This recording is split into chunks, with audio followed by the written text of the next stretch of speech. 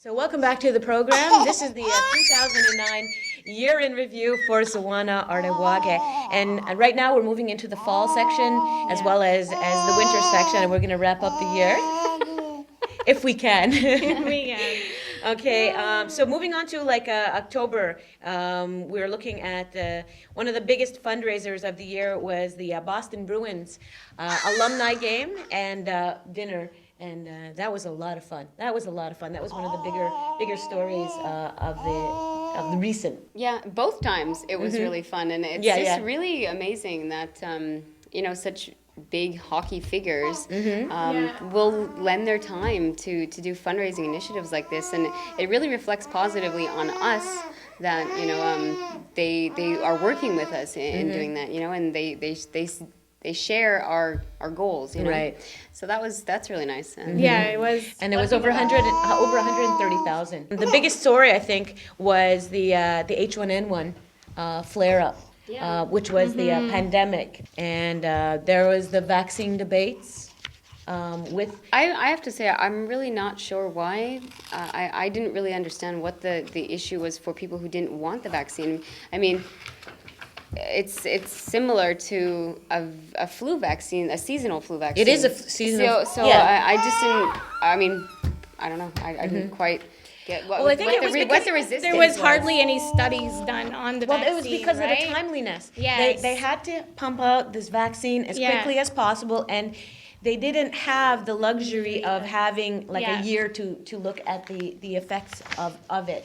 So a lot of people were skeptical about the effects, the after effects or the side effects of what the vaccine was going to have on the population. Prior to it actually, the clinics actually happening, everybody's saying, "Oh, I don't know if I'm going to get it, or I'm going to not." As soon as they found out somebody in their community had H1N1, they got to that clinic and they got their vaccine. Well, what was really great was here in town, the clinic ran so efficiently, and the waiting time for when I went, which was just during the regular non-priority group, it was 10-15 minutes, and it just, and I actually heard Dr. Jones, I think it was on CBC or some radio station, just talking about how efficiently the clinic had run, and they were getting recognition for that, for their hard work. It was really there was even some people coming from out of town to get their vaccine here.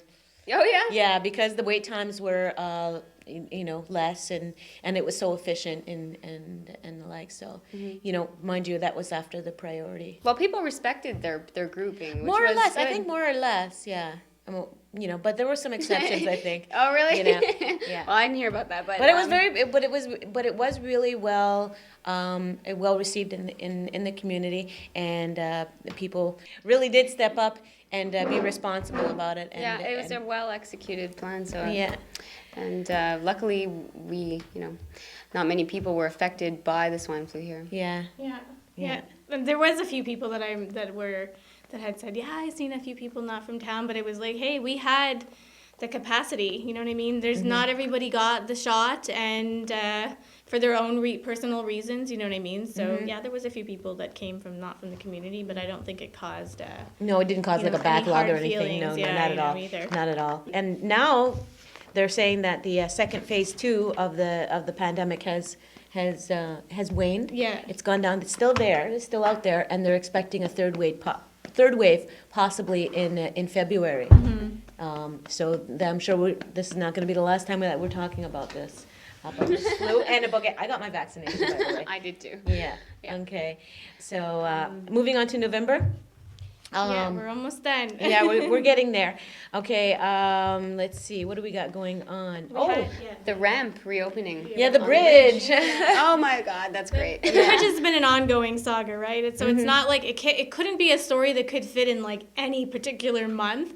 But I think it just came to a head in November. There was a very heated community meeting, with people talking from the union side, the non-union, the NBC. It was really heated, and in fact, it got so heated that Mike DeLille ended up calling the meeting early because people were just getting you know, Just a little bit it just got too heated. Too yeah. riled up. So the issue was with the Mohawk Bridge Consortium and the union workers and the union in, the 7-Eleven union. There was all kind of letters issued about pay Safety and insurance. pay, and safety, insurance, pay scale. So as far as I know, that this is still an ongoing issue. It was announced even last week that in the Eastern Door, if you will, that they were thinking about suing. NBC is thinking about suing the union because of all of the problems. that have been caused. And I just was happy the bridge reopened. Yeah, definitely. The traffic issue. I mean, I think for the everyday Kahnawake, we were affected more by the traffic issue. All right, and actually, I thought it worked out a lot better than expected once they closed the 132 ramp. Or no, the 138 ramp.